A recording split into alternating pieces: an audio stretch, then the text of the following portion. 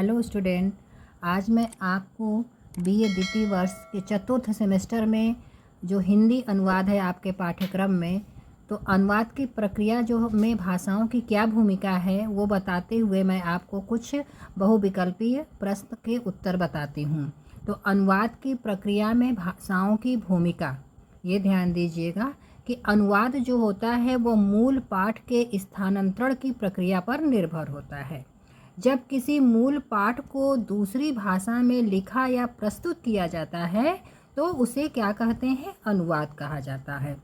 मूल पाठ की भाषा को स्रोत भाषा, ध्यान दीजिएगा, मूल पाठ की भाषा को स्रोत भाषा कहा जाता है तथा जिस भाषा में उसका अनुवाद किया जाता है उसे लक्ष्य भाषा कहा जाता है।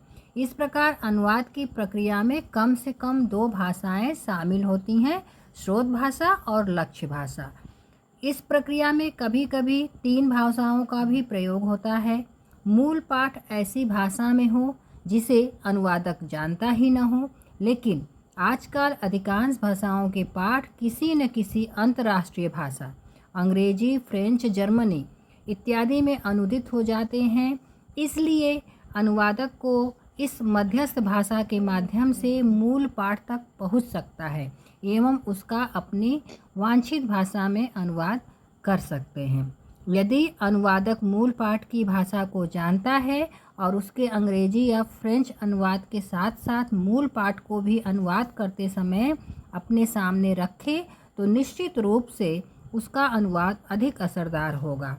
अनुवादक को एसएल या मध्यस्थ भाषा या दोनों की गहरी जानकारी होनी चाहिए, क्योंकि इसके बगैर वह मौलिक पाठ को सही रूप से समझ ही नहीं पाएगा।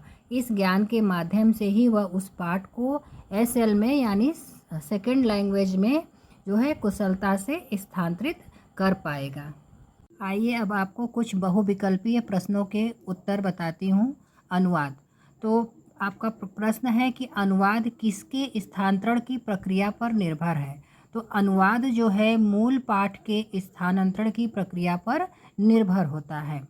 अगला प्रश्न क्या है कि चीनी त्रिपिटक, ध्यान दीजिएगा, चीनी त्रिपिटक के 2300 संस्करण में कितने से अधिक भारतीय ग्रंथों का चीनी में अनुवाद है। तो वह उत्तर आपका होगा 3660। अगला प्रश्न है किस सन में सर विलियम जोन्स द्वारा स्थापित बंगाल की रॉयल एशियाटिक सोसाइटी ने प्राचीन भारतीय साहित्य की खोज तथा अनुवाद प्रकाशन का कार्य आरंभ किया। तो नाम ध्यान दीजिएगा, विलियम जोन्स द्वारा। तो विलियम जोन्स ने जो है 1775 में अनुवाद प्रकाशन का कार्य आरंभ किया था। प्रश्न है गीता का हिंदी अनुवाद हकलभ ने किस सन में किया। ध्यान दीजिएगा, जो है हिंदी अनुवाद गीता का कई लोगों ने किया है, तो हकलभ ने भी किया है, जो उत्तर है 1644 में। गीता का हिंदी अनुवाद किसने किया, फिर वही प्रश्न पूछा है। तो ध्यान दीजिएगा, गीता का हिंदी अनुवाद जो है हकलभ, भगवान दास, आनंद राम, ये तीनों जो है, ये तीनों ने, यानी उत्तर होगा इन सभी ने जो है गीता का हिंदी अनुवाद किया। सबका प्रकाशन वर्ग अलग अलग है। गीता का हिंदी अनुवाद भगवान दास ने कब किया, अभी आपने ऊपर पढ़ा है, हकलभ ने 1644 में किया, भगवान दास ने जो है 1669 में किया, और आनंद राम तीनों क्रम में है, तो आनंद राम ने जो है 1707 में। ये तीनों ने गीता का हिंदी अनुवाद किया था। अंतिम प्रश्न आपका इसमें क्या है कि न्यूटन का सिद्धांत है। तो न्यूटन का सिद्धांत है गुरुत्वाकर्षण का सिद्धांत। आज के लिए इतना ही, धन्यवाद।